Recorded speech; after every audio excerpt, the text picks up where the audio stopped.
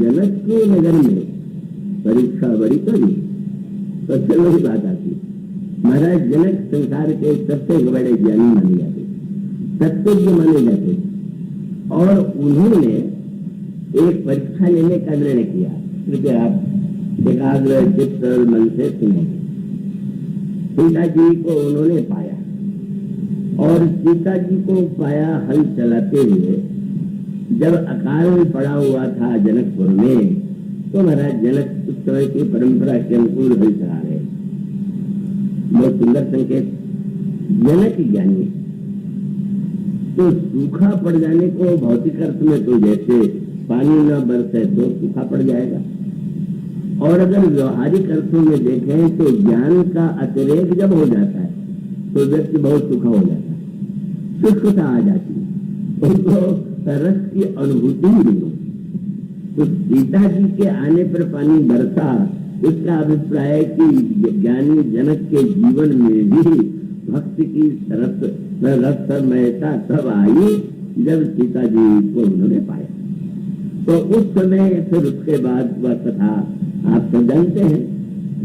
जब उन्होंने उन्हें पुत्री के रूप में स्वीकार किया, और पुत्री के रूप में स्वीकार करके किशोरी जी क्रमशः आगे उनकी अवस्था बढ़ने लगी, तो उस प्रसंग में फिर गोस्वामी जी ने उसका वर्णन यहाँ नहीं किया है, पर वो अन्यत्र प्राप्त है कि महाराज की जनक के पास शंकर जी का दिया हुआ एक धनुष, और वो धनुष इतना विशाल है कि हजारों योद्धा मिलकर के भी उसे उठाने में समर्थ नहीं। भगवान शंकर ने महाराज जनक को धनुष दे दिया था, और वे उस धनुष की पूजा किया करते।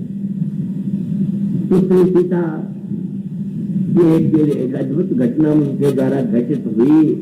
उन्होंने मां से कहा कि आप आज्ञा दें तो आज मैं जहाँ पर धनुष है वहां के स्थान को गोबर से लेप करके स्वच्छ बना दूं। मैंने कहा कि पुत्री ठीक है।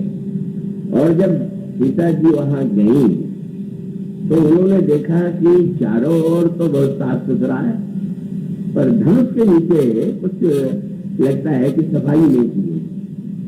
कई लोगों का कमरा बहुत साफ दिखता है, लेकिन दरी या कालीन के नीचे देखिए तो सारा पूरा घर वही छिपा छिपा रहता है। वहाँ का जब मिट्टियाँ वहाँ चाहिए जहाँ जो छिपा हुआ है। और तब उन्होंने क्या किया, बाएं हाथ से धनुष को उठा लिया और उठा करके दाएं हाथ से उसको गोबर के द्वारा स्वच्छ कर दिया। मंदिर में सीता लौट आई। महाराज जनक जब उसकी पूजा करने आए तो आश्चर्य हुआ, ये धनुष के नीचे हाथ कैसे स्वच्छ हो गया। पूछा कितने ही कार्य किया, और जब सत्यनारायण जी ने कहा कि ये तो सीता ने किया, आश्चर्य हो गए। ज्ञानी के जीवन में एक नया अनुभव हुआ, और तब जनक ज्ञानी तत्व और जनक ये समझ गए कि शंकर जी के धनुष को जिसने बाएं हाथ से उठा लिया वह तो महाशक्ति ही हो सकती है। भगवान शिव जिस धनुष को दोनों हाथों से वो करते हैं। और तब उन्होंने क्या निर्णय किया, तो मूल रावण की वृत्ति माने सीता जी को चोरी से चुरा करके भी अपना अधिकार उनको अधिकार बना लेना, ये रावण की वृत्ति। और जनक विदेह की वृत्ति क्या है, ओहो, तब उन्होंने वह किया जो सब व्यक्ति करता है। आपको कोई वस्तु पड़ी हुई मिल जाए, आप पुष्प देखें और देख करके उसे ले आवे। तो एक वृत्ति तो ये है कि भाई ये तो बढ़िया दिन था, आज बहुत बिना किसी परिश्रम के मिल गया तो ले चलो। लेकिन एक वृत्ति है जो कभी कभी समाचार पत्रों में उसका दर्शन करते तो निकलता है कि एक ये वस्तु हमें पड़ी हुई मिली है, जिसकी हो ले जाए। लेकिन विज्ञापन देने को सावधान, देने वाले को सावधान रहना पड़ता है। अगर ये घोषित किया जाए जिसकी हो वो ले जाए, तो जाने कौन पहले पहुंच जाए मेरी। तो विज्ञापन में ये लिखना पड़ता है कि जिसकी हो वो प्रमाण देके ले जाए। तो महाराज जनक ने विज्ञापन क्या किया कि मेरे घर में महाशक्ति को मैंने अचानक पा लिया, अब जिनकी हो वो प्रमाण देके ले जाए। और वो प्रमाण क्या है? तो इन्होंने धनुष को उठा लिया, हम जो तोड़े वो इसमें समर्थ है। वो बड़ा आध्यात्मिक प्रसंग है। और वो रामायण तो ऐसा ग्रंथ है कि आप जितने विभिन्न दृष्टिकोणों से उसे देखेंगे उसके अनेक रहस्य आपको उसमें दिखाई देंगे। तो अब उसके बाद फिर वो सारे संसार के राजा एकत्र होते हैं, धनुष तोड़ने का प्रयास करते हैं और सफल नहीं होते। तब मानो अब यहीं पर सूत्र आया, महाराज जनक की परीक्षा थी कि धनुष तोड़ने वाला ही सिद्ध होगा कि वो है इनका स्वामी या अधिकारी, या जो इनके गले में लोग जयमाल डालेंगे। पर सारे राजाओं ने परीक्षा दिया, फेल हो गए। और उसके बाद जब जनक ने देखा कि धनुष को तोड़ना तो दूर, इसको तो उठाना भी असंभव है, तो मानो व्यंग क्या, भगवान ने सोचा तुमने मेरी परीक्षा लेने का निर्णय किया है, मैं भी तो जरा परीक्षा लेके देखूं तो तुम कहाँ हो। और सचमुच प्रभु ने जब परीक्षा लिया तो जनक पास नहीं हो पाया। ईश्वर से कभी नहीं कहना चाहिए कि आप परीक्षा ले लीजिए, यही कहना चाहिए कि प्रभु मैं क्या आपको परीक्षा दे सकता हूँ, आपकी परीक्षा की कसौटी पर कौन खरा उतरेगा। तो वस्तुतः यह जनक की परीक्षा हो गई। जनक माने जाते थे संसार से ऊपर है, कोई ममता कोई ऐसी वृत्ति उनके जीवन में नहीं है। लेकिन जब राजा तो समर्थ हो गए और श्री राम और श्री लक्ष्मण दो बैठे हुए, अब दोनों समर्थ हैं। आप इसको उसी गहराई से सुनेंगे जिस रूप में आपके सामने रखा जा रहा है। या तो लक्ष्मण जी सामर्थ होते हुए भी नहीं उठे और या सर्व समर्थ श्री राम नहीं उठे, पर जनक इतने निराश हो गए कि ज्ञान की भाषा, वैराग्य की भाषा, जो जनक ये कहा करते थे कि मैं तो सहज वैराग्यवान हूँ, आज उनकी जो भाषा थी वो कोई ज्ञानी और विरागी की भाषा नहीं थी। वो स्वामी के जनक खड़े हो गए और आंखों में आंसू आ गया, कुछ क्रोध की झलक पड़ी और उन्होंने ये कहा, राजाओं से मैं निवेदन करता हूँ कि अपने घरों को लौट जाए, चलो निज निज गृह जाऊं, लिखा न विधि वैदेही विबाहु। और कहा मैं आज बड़े संकट में हूँ, सुकृत जाई जो पन परिहरऊं, अगर मैं प्रतिज्ञा छोड़ दूं तो पुण्य नष्ट होता है, और अगर मैं प्रतिज्ञा पकड़े रहता हूँ तो मेरी कन्या कुंवारी रह जाएगी, कुंवारी कुंवारी रहूं का करऊं। और दो बन जन क्यों भट विनु भूल भाई, तो पन करी होते न हटाई। बस जनक का यह भाषण सुनते ही जनक प्रवासियों में निराशा की लहर दौड़ गई। अब भगवान क्या बताना चाहते थे और लक्ष्मण जी के द्वारा क्या संकेत था कि लक्ष्मण जी समर्थ थे और उन्होंने जो वाक्य कहे उसमें उन्होंने अपने सामर्थ्य की घोषणा किया। अब उसको थोड़ा अंतरंग अर्थ में देखें, जनक के लिए प्रसिद्ध था कि बड़े वैरागी, और लक्ष्मण जी को गोस्वामी जी वैराग्य के प्रतीक के रूप में लखन राम सीता सहित राजस पर्ण कुटीर भगत ज्ञान वैराग्य में सोदर शरीर। आज दो वैराग्यवान, एक जनक और दूसरे लक्ष्मण जी। जनक के मुंह से निकल गया, क्या हो सकता है संसार में कोई कि जिसके मन में इस धनुष को तोड़ करके कीर्ति और मेरी जो दिव्य कन्या है उसे पाने की इच्छा न? कौन उस लाभ से भूल गए? विरागी जी ने मान लिया कि विरागी हम ही हैं और मुझे छोड़ के कोई विरागी नहीं होगा, क्योंकि मैं देने की घोषणा कर रहा हूँ और जितने आए हैं लेने आए हैं। और तब सचमुच आज जनक अनुत्तीर्ण हो गए और उसके बाद लक्ष्मण जी ने जो फटकारा, इसलिए जनक जी लक्ष्मण जी से बड़ा घबराते। परशुराम जी के प्रसंग में भी लक्ष्मण जी की बात सुन करके डर रहे, लेकिन सीधे साहस नहीं हुआ कि रोक दे कि यह परशुराम जी महाराज से ऐसे बोल रहे हैं। और परशुराम जी महाराज को भी क्रोध आ गया और जनक जी को भी क्रोध आ गया। बोले बच्चे रोज जलसाने, पर लक्ष्मण जी को हंसी ये सोच करके आई कि बाहर एक को क्रोध आ गया कि धनुष क्यों नहीं टूटा, और दूसरे को क्रोध आया क्यों टूट गया। उन्होंने पूछा, जनक जी को ये भ्रम है कि टूटने में लाभ है, और आपको समझ में आता है कि धनुष टूटने में हानि। महाराज ने लाभ है हानि, बहुत बड़ी बात कह रहे थे। उनका अभिप्राय है कि क्या सीता जी को श्री राम को पाना है क्या? वो ईश्वर क्या शक्ति को प्रयत्न पूर्वक पाता है क्या? इसलिए उन्होंने शब्द भी कहा कि महाराज आप दोनों अपने भ्रम को भूल जाइए।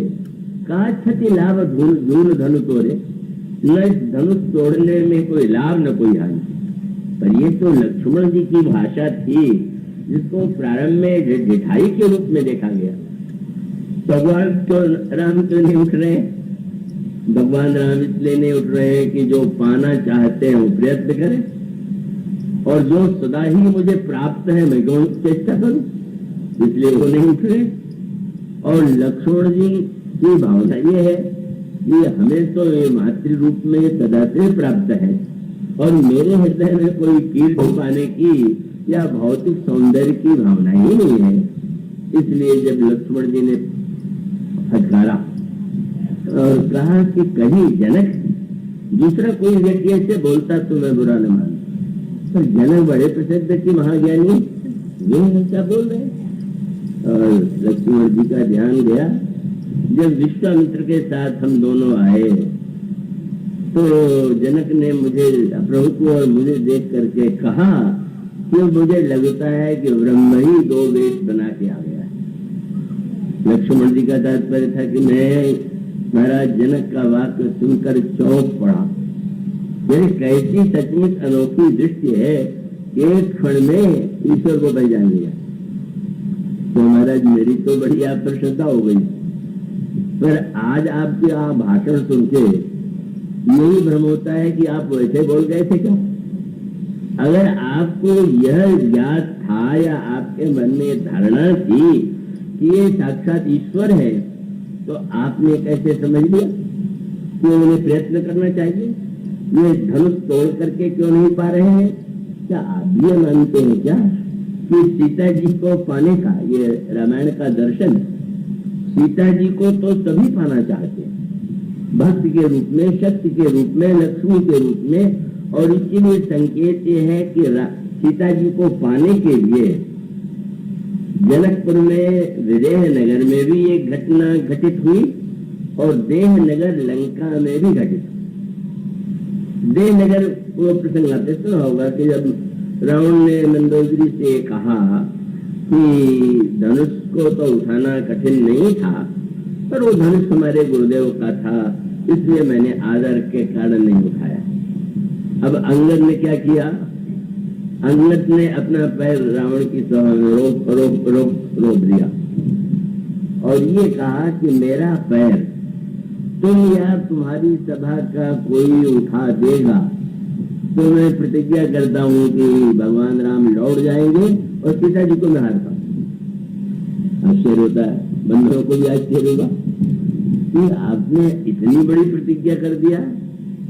तो अंगद ने ये कहा कि इस प्रतिज्ञा के पीछे दो बातें, एक तो भगवान और एक संत क्या हनुमान जी ने सुनाया था कि रावण की सभा में उन्होंने कहा कि रावण अगर तुम भगवान के चरणों को हृदय में धारण करो तो राम चरण पंकज उरुध रहू, लंका अचल राज्य तुम करो।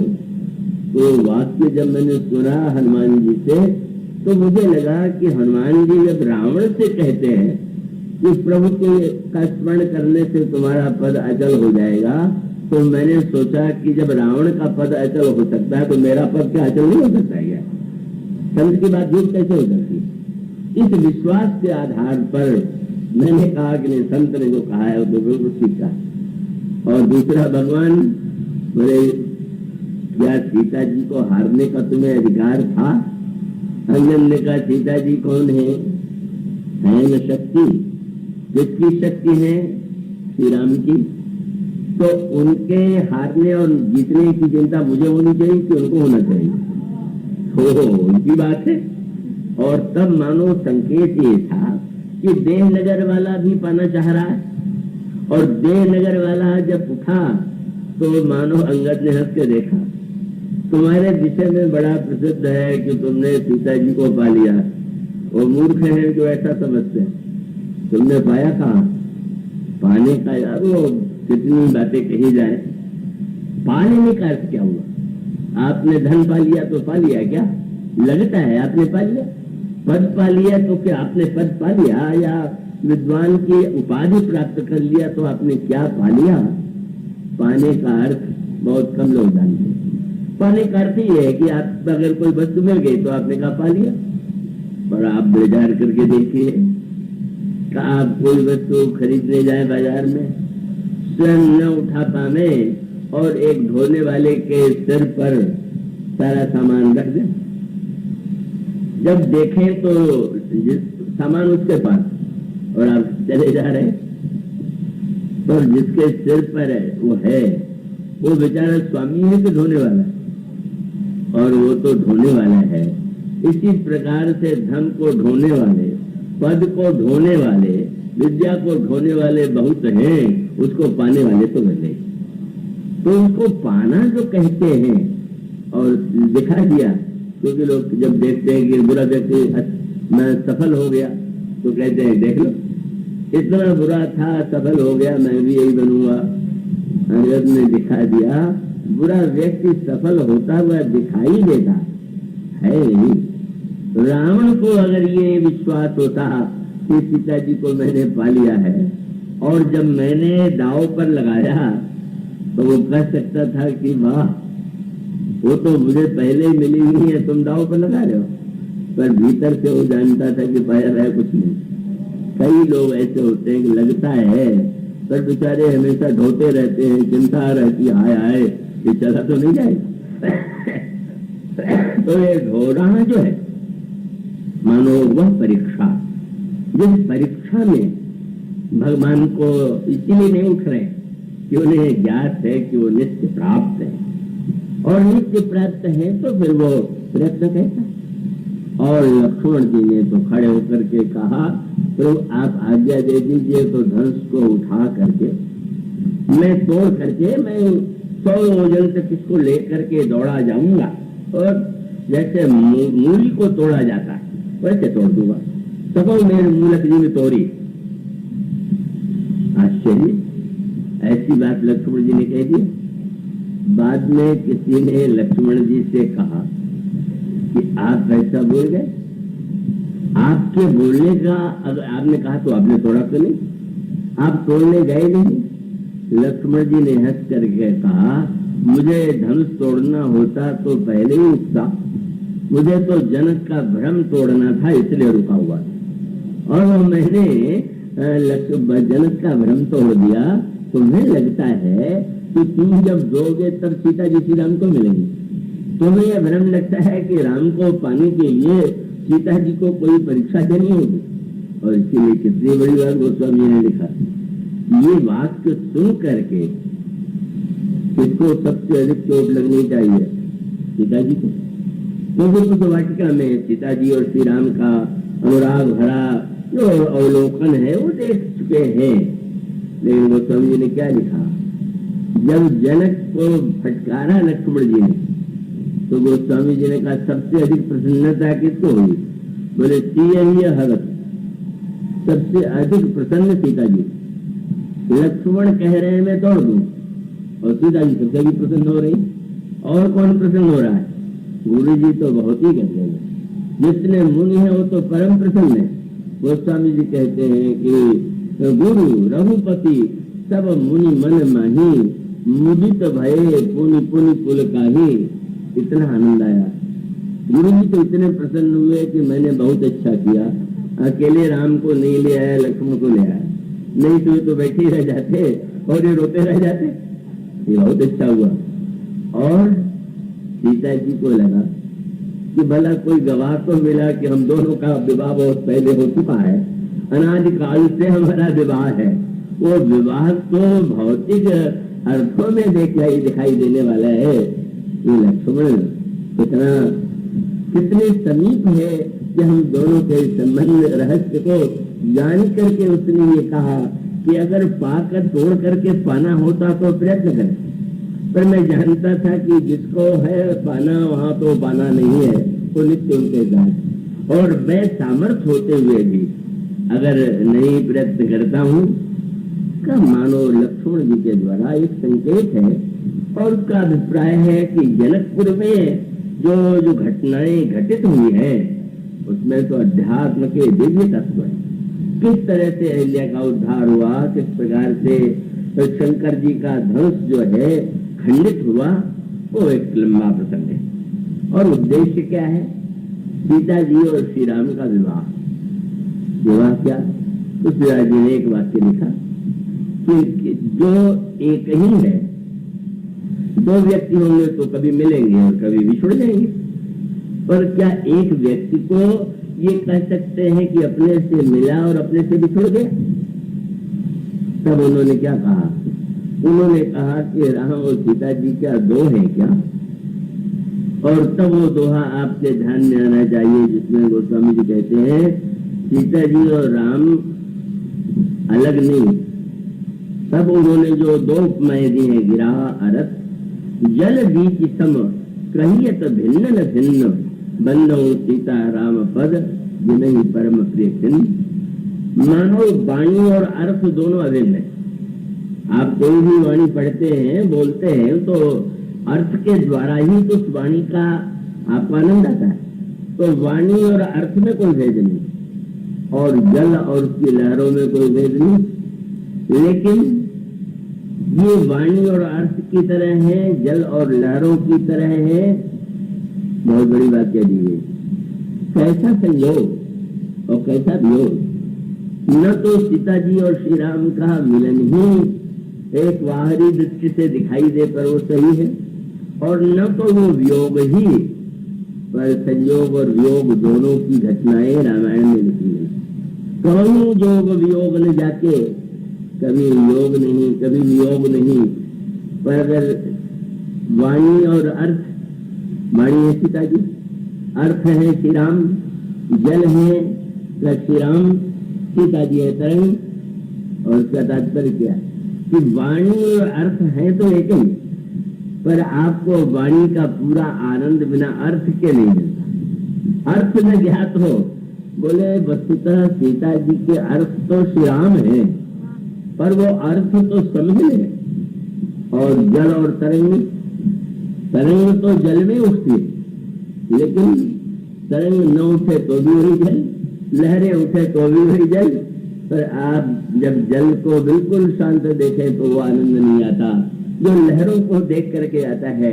जिससे एक ही ने दो रूप बना करके, अगर यह विवाह की लीला न होती तो ये धनुर्भंग जैसी वस्तु कैसे होती?